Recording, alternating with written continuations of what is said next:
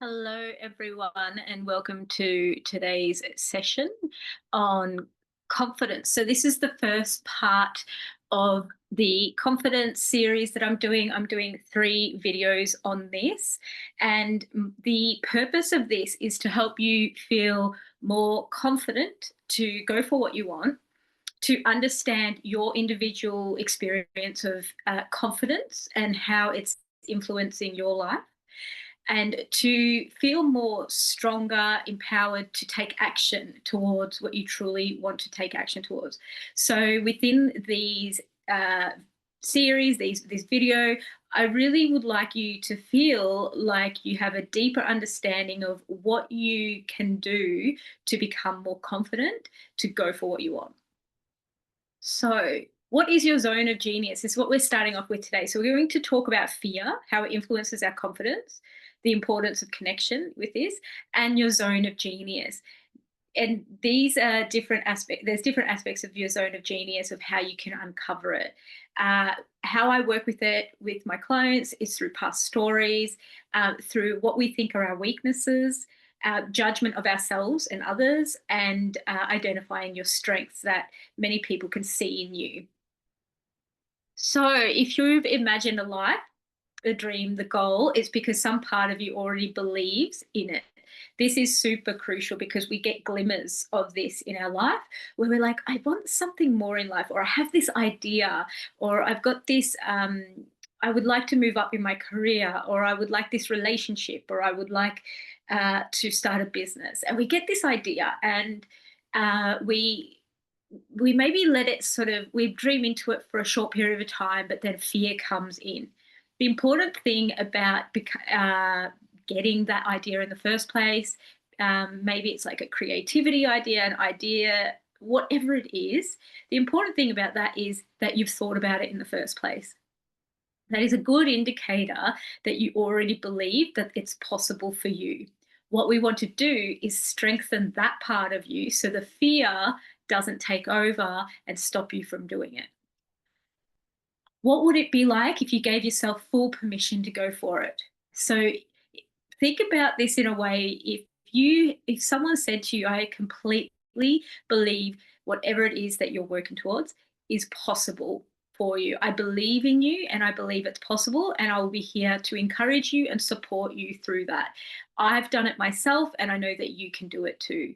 Having that encouragement feels like a sense of permission, because that's something that we may not have got when we were younger. If our caregivers or parents were very highly anxious and fear driven in their decisions, they would have projected that onto us, and we internalize that. We grow up with this fear of, what if it doesn't work? What if someone laughs at me? What if I judge for it? We have all these fears around stepping out of our comfort. What we truly need is, hey, I believe in you, and I'm here if anything happens.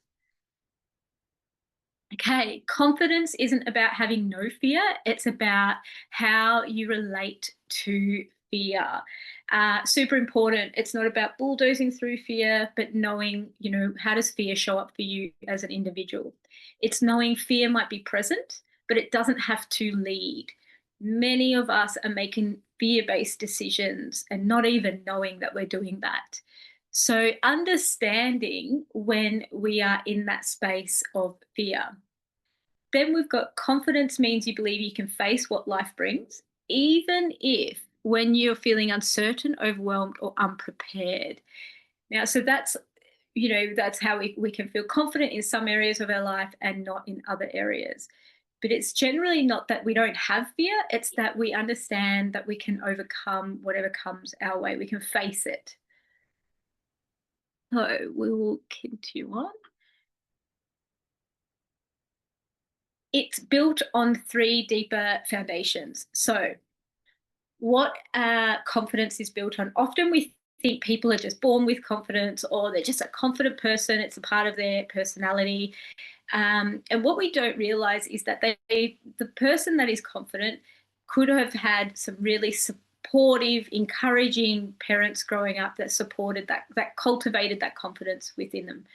And so if we grew up with that lack of support, what we will find that in order for us to become more confident in an area, maybe we want to create a business, maybe we want to work up in our career, maybe we want this relationship that we want, whatever it is that we're looking at, whatever our goal is, we need to start to change our way we relate. So evolving your identity is one way.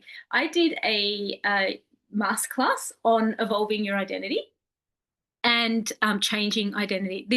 That masterclass I'd highly recommend to watch in terms of confidence. Is very much connected.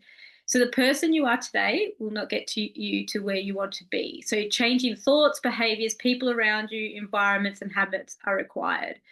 What I mean by that is you will have some incredible traits that we don't need to change those. We want to amplify those. We want to amplify your strengths. We want to amplify maybe the things in you that you think are weaknesses, but are actually some really positive things. We want to amplify those. How we want to do that though may mean that we need to start to think about ourselves in different ways, behave in different ways to get to that place of strengthening our strength. So that might mean we need to change our environment or make our environment, improve our environment in a way that helps us become more confident. It may mean creating habits around things that we're already really confident in and amplifying that space. So an example of this might be, I might be really good at going to the gym. So creating some goals around that to feel that confidence so it can filter out through my other areas of my life. The other thing that we want to look at is widening your window of tolerance. What this means is your ability to work with stress, deal with stress. There are many ways that you can do this in widening your window of tolerance. It's the ability to bounce back from setbacks, adapt, and keep going. Even when things fall apart, you find a way forward. So the ability to do that is not something that people are just born with. Again, it's we were taught growing up, we were meant to be taught growing up, how can I do something that's stressful, if it is stressful, how can I widen my ability to do that? So window of tolerance, what you have is, it's a window. When we are stepping out of our comfort zone, the window of tolerance will probably be a bit more narrow. So our ability to deal with stress in that situation will be a little less than something that we're comfortable with and already know and we're confident with. We can handle a lot more stress in those situations, but something that we're trying that's new, that will probably reduce our window of tolerance. So what we want to do is we want to start to learn how to self-regulate, co-regulate, and these are things that, I know I'm bringing in a lot of information. So I have more videos on self-regulating as well. So we want to strengthen our resilience in stressful situations. Then we've got self-trust. So building an inner belief that you can handle what comes your way, making good decisions, and repair when needed. Now, these all sound really easy, and I know they're not easy, but this is something to work towards. You don't need to have all the answers.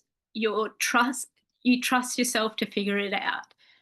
This develops as your window of tolerance widens, as you start to create habits that help you feel more confident. Your self-trust will then build. And then the next one is very similar to self-trust. It's around alignment, living and choosing in ways that are true to your values, desires, and boundaries. You act from who you are and not from who fear wants you to be. Self-trust and alignment are very much correlated, and it's an area where if we have that alignment, we start to build healthier habits. We also grow in confidence because we're building our self-trust as well, and we're living really in alignment. Now, all these things that I'm bringing in are not just like a step-by-step process. They are things to work towards and things that we probably all work on for the rest of our lives. Whether you've got your psychologists working on this stuff. You've got people in business like CEOs. Like, we're all working on these things. So I'm not saying that they're like a step-by-step easy process, but what I'm giving you are some ideas around how you can build your self-confidence. Okay. Fear versus belief. Now, this is a really important one around, even when a seed of belief is present, fear can overpower it. So you may find that you come up with this really creative idea, or maybe you want to work on something and you've got this confidence, this motivation towards it, and then all of a sudden fear comes in. This is very common for many of us. So fear says, what if you fail? What will they think?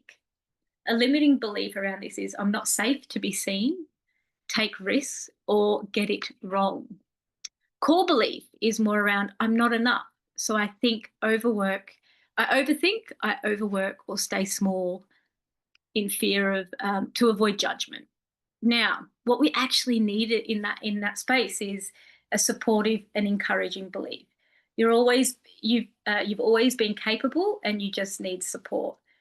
Now, this is easy to say, but what that supportive and encouraging belief, we can't have like, words of affirmation are not going to shift our confidence, because they're just cognitive. They're just up here, and we can't reframe fear, because fear is a physiological response that happens in the body. What that means is it's an autonomic response that occurs when our body or our being thinks something is unsafe. When we lack confidence, what our being thinks is something is unsafe. So in order for us to shift these beliefs, yes, words of encouragement and support are super important, but we also need to take small steps towards shifting that belief. So our nervous system can get used to doing something different with the fear, but also showing it evidence that it's safe to do that. That's how we build confidence.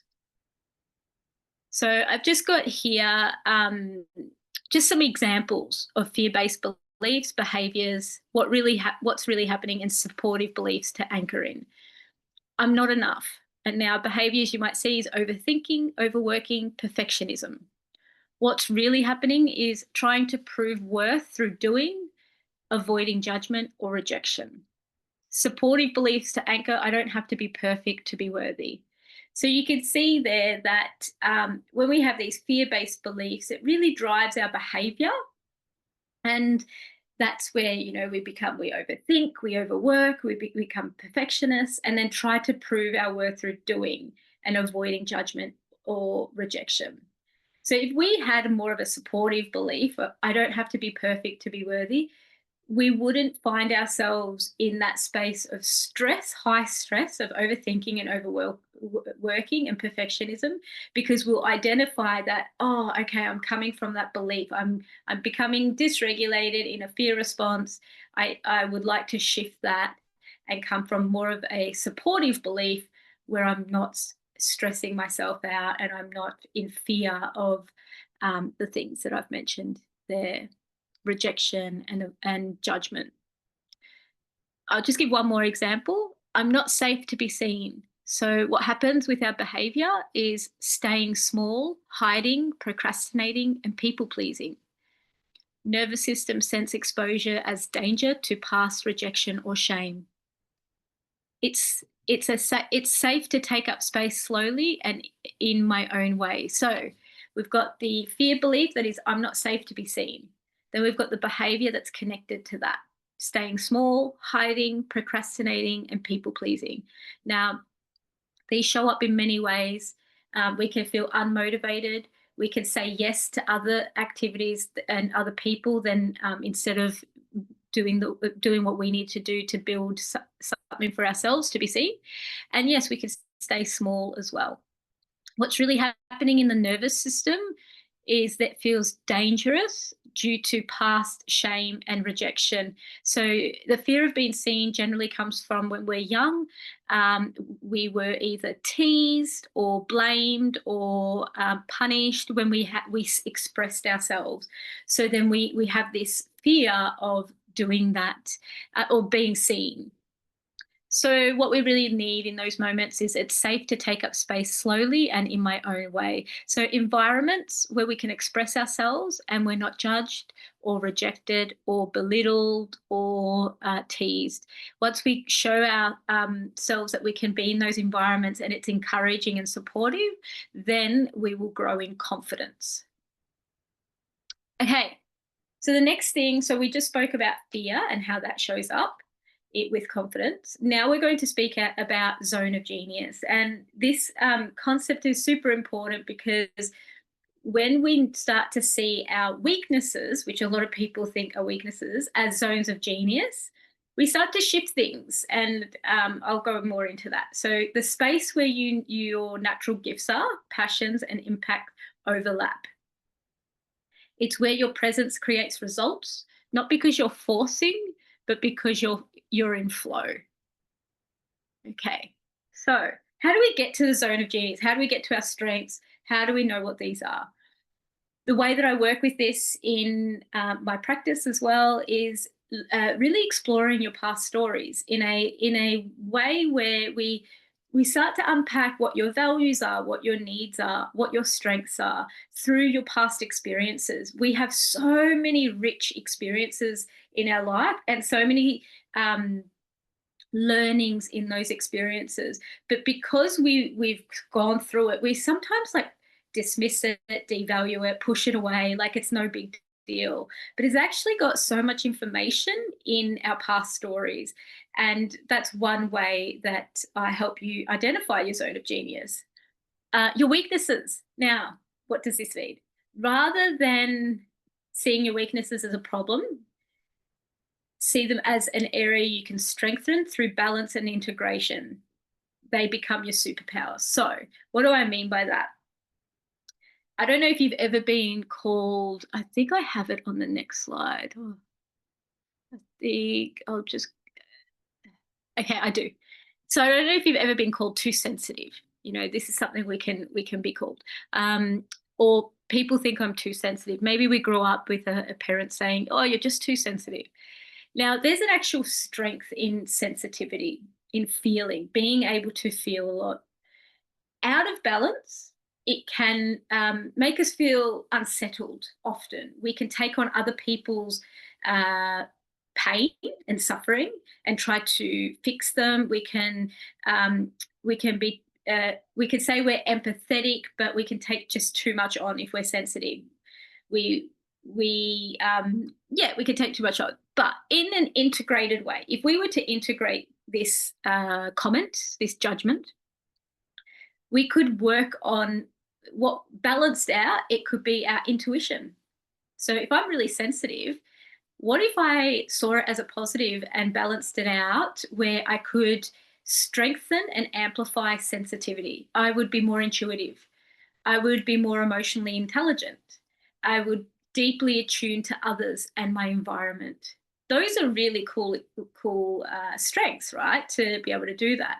So let's go for an example. If you were to integrate, I'm too sensitive, when we see it as a negative thing, we were to integrate this. What this means is learning how to regulate our emotional system, set energetic boundaries. So what that means is rather than taking on other people's pain and suffering or problems and challenges, we have boundaries around that. We say, okay, what's theirs, what's mine? What can I support someone with without self-abandoning? Am I capable or in a way to support someone if I take on too much? Like really having boundaries around it and honoring your needs for rest and quiet. So there's another example of this is I overthink everything. So this is a common one. I overthink everything. I'm an overthinker. So if we were to work on integrating that, we would practice somatic grounding techniques. What that means is body-based grounding techniques that give you the mind space to reflect without spiraling, to set time limits of decisions and allow imperfection. So it's really grounding before making a decision, and knowing that overthinking just means that you're going into a space of a fear response. So then being able to ground, you will integrate that part. So balanced out, overthinking can be insightful, thoughtful, sees connection, sees connections others miss, offers clear guidance. So the person, I used to be an overthinker, and now I have balanced it out through observation. So rather than often when we overthink, we've taken things personally as well. But if we can balance this out and integrate it, we can start to work with this activation and understand that we're probably really good at observing environments and situations and seeing things that insights that maybe other people can't see. So those are some examples of when we see something as a weakness, when truly, if we were to look at it to integrate parts of us to balance it out, it will become quite our superpower.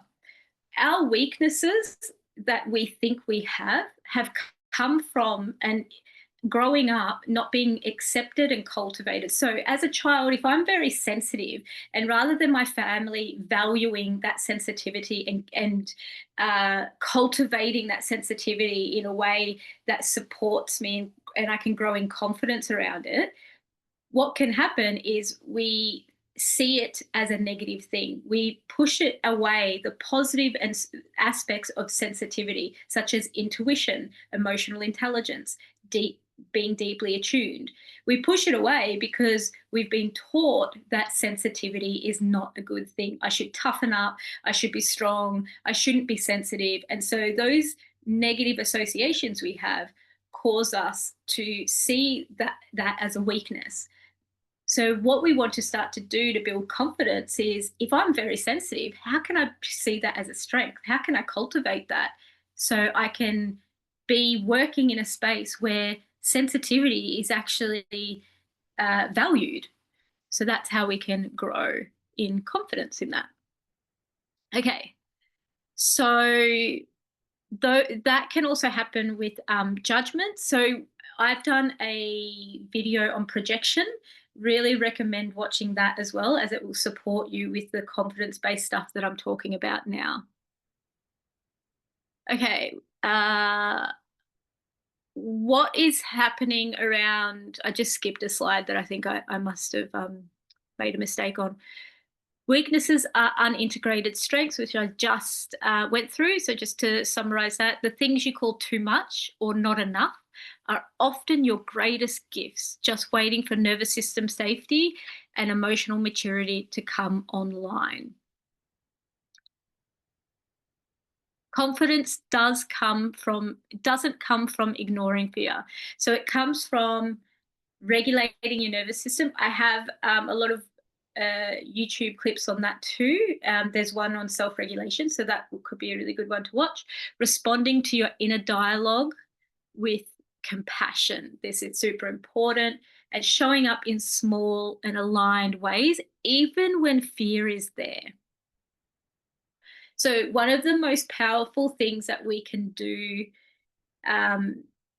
through and work with fear is through connection.